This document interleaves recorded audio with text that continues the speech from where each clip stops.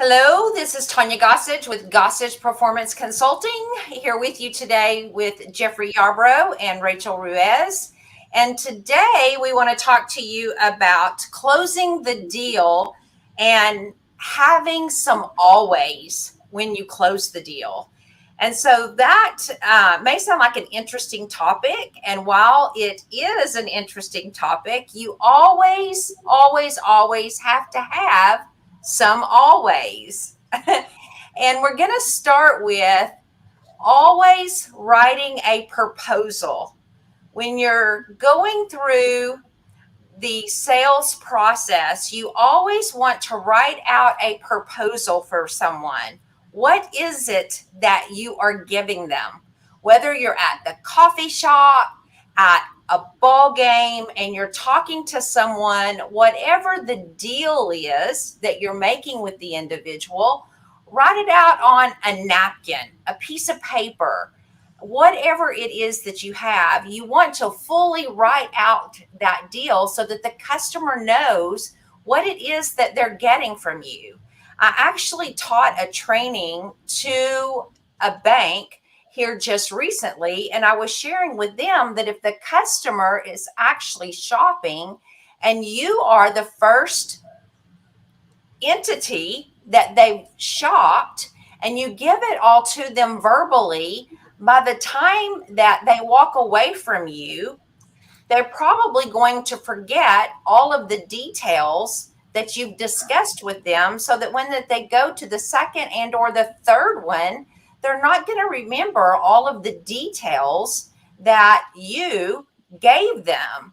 And so they're either going to have to call you back, they're going to have to text you or email you or whatever that might be, or they may just say, oh, forget it. I like what this individual said to me because they gave it to me in writing. So therefore, I will go with this particular deal. So you always want to write out your proposal or the details of what it is that you're going to give to the individual. Jeffrey, Rachel, anything you want to add there? No. Oh, go ahead. Oh, no, you go ahead. Sorry. I was just going to say that, like you said, Tanya, you can write on anything. It could be the napkin in the restaurant, or even a text message to them. Just give them something that it is in writing, because, like you said, everybody likes to shop, or everybody likes to think they like to shop, and so by the time you go around to a few different places, you're going to forget. Everything starts running together. I know I've gone before and taken pictures of stuff, and then by the time I'm at the end, I'm like, which picture went with which store? Where was this? What was it? So being able to write it out, on the back of a business card or whatever it is very helpful. Absolutely. Something that comes to mind, and this is hilarious, but back when Bill and I were dating, we can add some humor. We can make these lives authentic, right? Yeah. We're supposed to be ourselves. I'll make this one a little humorous. But back when we were dating, I was working at a restaurant, and typically you tip the waitress. Well, Bill did not have any cash on hand. He had been working. I think at that point in time, he was doing some lawn maintenance work for the school that he was working for. And I was working at a restaurant, and I had waited on him, and he didn't have any money. And so he was going to leave me a tip, but he didn't have the cash. So he wrote on a small piece of napkin, I owe you 1 cent tip. It was a joke, but that was the proposal or the contract that he was giving me, that he owed me money. And I'll never forget that. In fact, I think I still have that in an envelope in a safety deposit box, because I wanted to keep that. But yeah, so it doesn't matter what you write it on, but you want it to be remembered so that as you go out and you're shopping, that you have those details on something. The next one is always ask for the purchase. You always want to ask. I know oftentimes people who are in sales, they're too shy. They're too embarrassed. They don't like the rejection. I attended yesterday a WebEx webinar, and at the end, the individual was supposed to pitch a deal, pitch an offer at the end. And you could tell she was very uncomfortable doing that. So anyway, you just want to be out in the open about your product. You have to love your product. You want to get that out there to the world. You should love it enough that you, and believe in it enough that you want everybody needs our training. We want everybody to be coached by us because we believe in what we do. We believe in the training packages that we have, and we believe that everybody should want to 10x their life. We believe that everybody should want to 10x their sales. Everybody should want to 10x their marketing. Everybody should want to 10x their leadership and their management skills. And so they should want to hear what we have to share and tell. And so why are they not joining? Or why do people not get into our Facebook groups, or why do they not give us a call, or those types of things? So people should want to do those things. So always ask people, join us, buy my product, come to my boot camp, come to my whatever. And so in sales today, people should be forthcoming about buying their network marketing product, to be forthcoming in buying their Girl Scout cookies, be forthcoming about buying at my lemonade stand, be forthcoming about getting your dog groomed by me, or whatever that is. We should not be afraid to ask for the business. Any comments there? Yeah, I know. I agree. I've seen it time and time again. People just don't ask. You know, they're at the end of the presentation or at the end of whatever it is, and they're just like, "Okay, have a great day." You know, they assume that if you wanted it, then you would say you wanted it, when really they've got to ask to be able to get the business. Or it's, if you know of anyone interested, let me know. Or if you decide you're interested, give me a call. Let me know, instead of asking people for it. Yeah.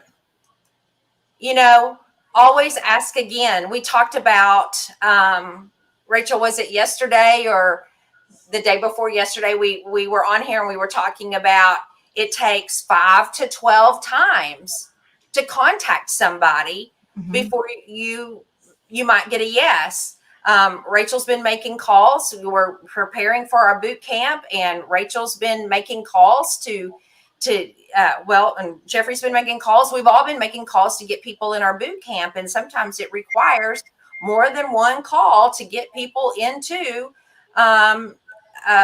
to purchase whatever it is that you have to purchase. And so, you know, ask again, and ask again. Always ask again. And Rachel brought up follow-up yesterday. It's follow-up, ask, follow-up, ask, follow-up. Use a third-party system. There's many third-party systems. It could be text, it could be video.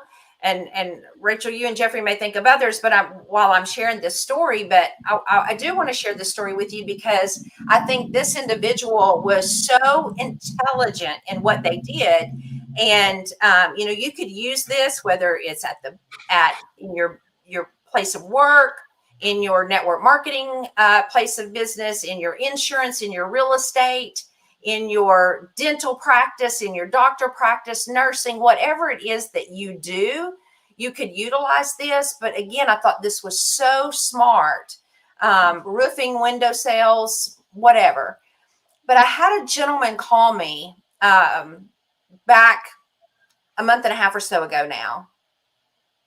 And we were getting together at an event. And this person called me and he was like, I want to know all of the details about your business. I want to know what you did before your business, how you got into your business, what got you there, how you've done, what happened to you during COVID. And I thought, goodness, I wonder why he wants to know all this information. Is he nosy? Does he want to join me? Does he want to mimic what I'm doing? You know, what's the goal here? What's the objective here? And we talked for a long time, and he was asking me so many questions. And then when we got to the event, it wasn't long until this individual was like, Tanya, I want you to meet this person, and I want you to meet that person, and I want you to tell him what happened to you in this particular situation, and I want you to tell this couple what happened to you and this individual. And then I realized this individual was using me as a third-party validation. And before I knew it, he and I were a team of closing deals for him.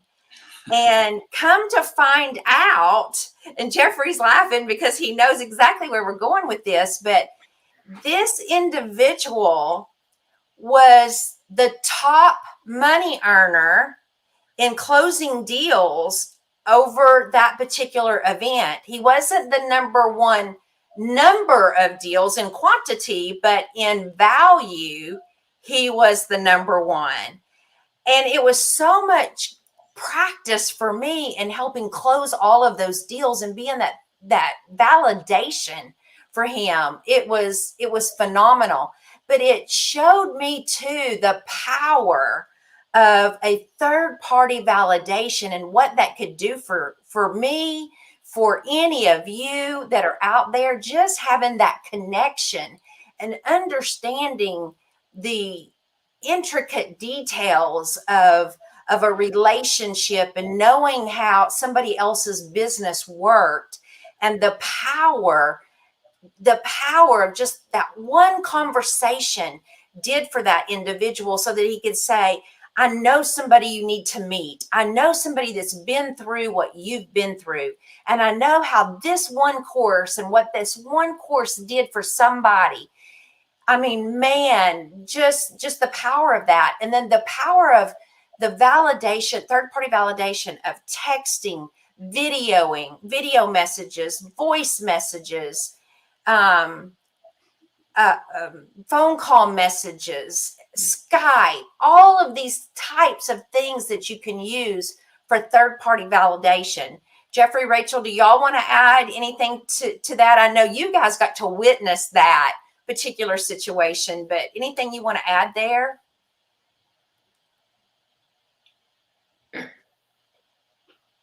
You're on mute. Oh.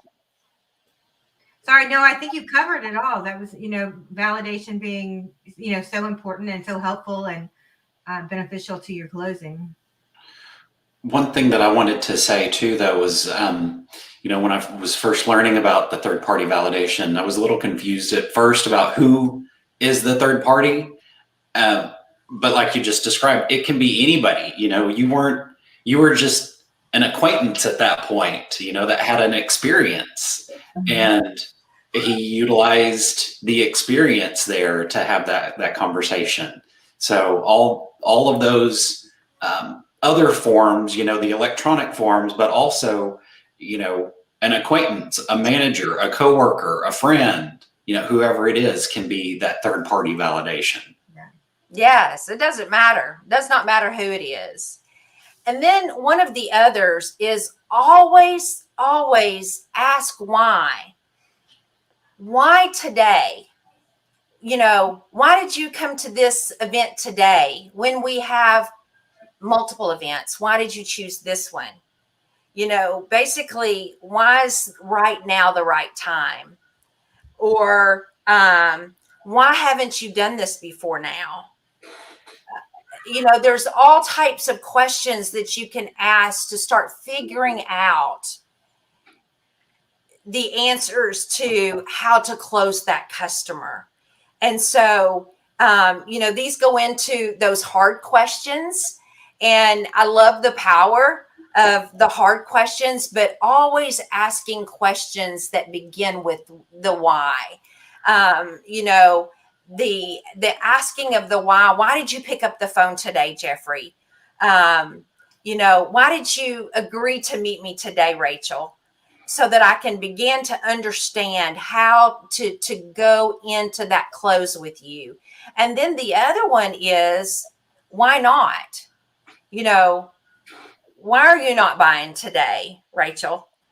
And then, you know, always, always, always the bonus is have the great attitude. It always has to start with a great attitude.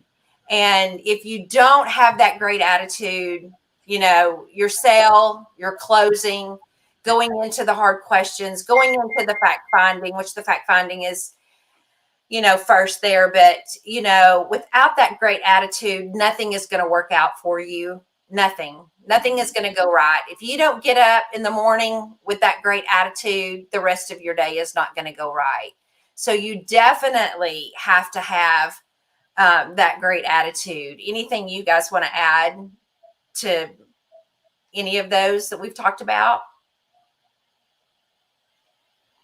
Okay, so lastly, we've talked about our boot camp. We are so excited, if you can't tell. We are so excited about our boot camp. And we've talked about Nick Kobzar and I doing the boot camp, but Rachel's actually going to be speaking at our boot camp as well.